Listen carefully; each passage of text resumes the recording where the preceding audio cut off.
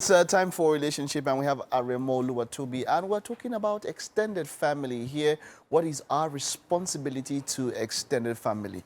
Extended family, you're welcome. It is great to have you. Thank you for having me. Okay, so let's just let's clarify that term. What do you mean by extended family? Is it what everybody thinks is? What is extended family? Well, extended family is like the name, extended.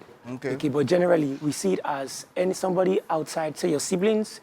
For those that are married, your siblings, your parents, your cousins, uncles, aunties. That's so anybody outside the primary basic unit of your family. That means you, your wife, and the kids. Yeah, that is extended. Any other person is extended. All right. So people have different rules. Some of them are based on their customs. Some of them, you know, customs and traditions on how to deal with extended. I know places where you go to where it's their custom that no member of an extended family stays the night, and they have to comply with that because they have to follow customs.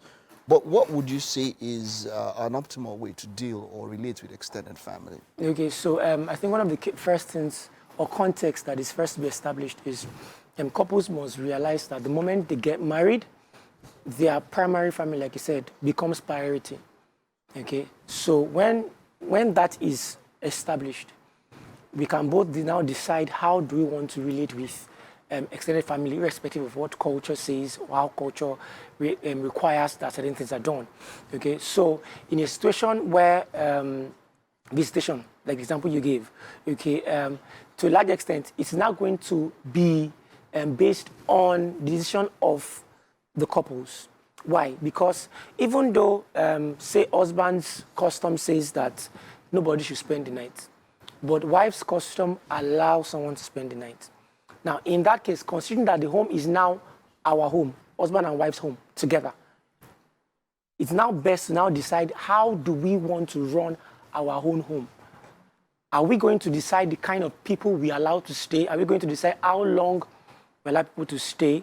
Okay, then all those other conversations now comes to play. But one of the key things is that the husband or the wife must first realize that even though I might have spent some 25 years, 30 years with this part of the family before, that was my nuclear, that was my primary family before, the moment I've gotten married, automatically, no matter how long I've spent with them before now, they become extended and they become second place to whether it's the husband or the wife. Okay, and so in a particular scenario where it is hard to come to a compromise, what do you do in a particular scenario where it's hard to come to a compromise? So it's really best to move to the side where you have nothing to lose the most. So for the example you give us an example. Yeah, for the example you give about staying over. Now, which husband says we don't allow people to stay over, wife says we allow people to stay over.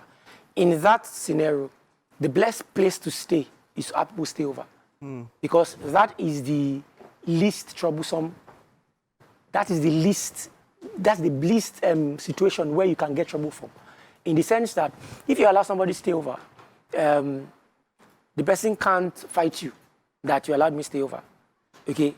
There's a likelihood that everybody is fine. As opposed to if you don't allow us to stay over and we think that it's okay to stay over.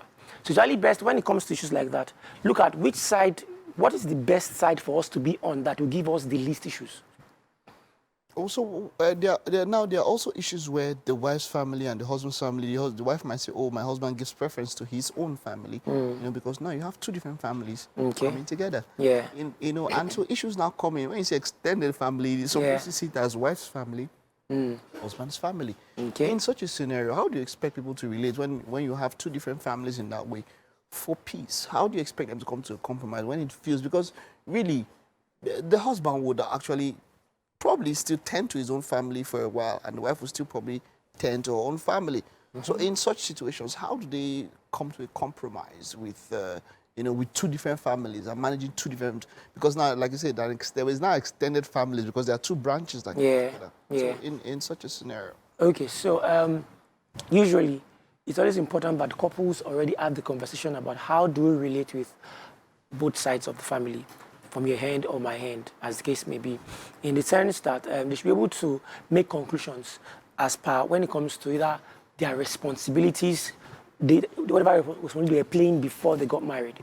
So say for somebody that maybe was the major financial sponsor of the family, for example, okay, now conversations of now that I'm getting married, how does this now play out?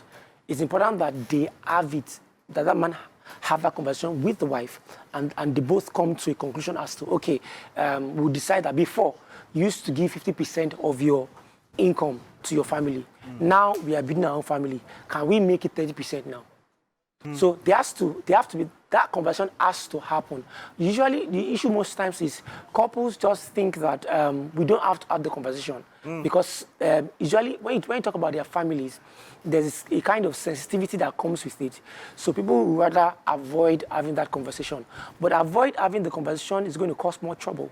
Okay, so it's always best that we sit, okay, this is how we have been engaging our family before. Now that family has now become extended. We are building our own family. How do we want this, our own primary family, to relate with this family? Now, the truth is we must also understand the peculiarities of families. There will be families that would require more financial help than the other. Okay? In cases like that, the other party that their family does not require so much financial help must not begin to think that, oh, you're helping your family more than my family, because really, I mean, we're humans. Yeah, the conversations will come in. Think that way. People see things that way. Those kind of scenarios, as much as they are not optimal, they'll come in because, I mean, so for instance, the wife is thinking that, oh, he's spending more time on his cousins and on spending more of our money on his own. My own, we also have needs now. I would have expected him to, you know, those kind of, how do I put it now, unpleasant, or should I say uncomfortable situations, they definitely come in. Yeah, they do.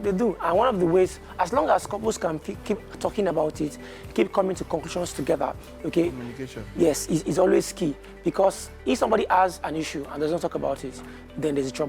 But if the husband does something and the wife says, okay, why not let's do it like this, or I feel this way based on this action, and then there can be alignment, there can be readjustment. Thank you. I wish we had more time to talk about this one, but that's all that we can take for now.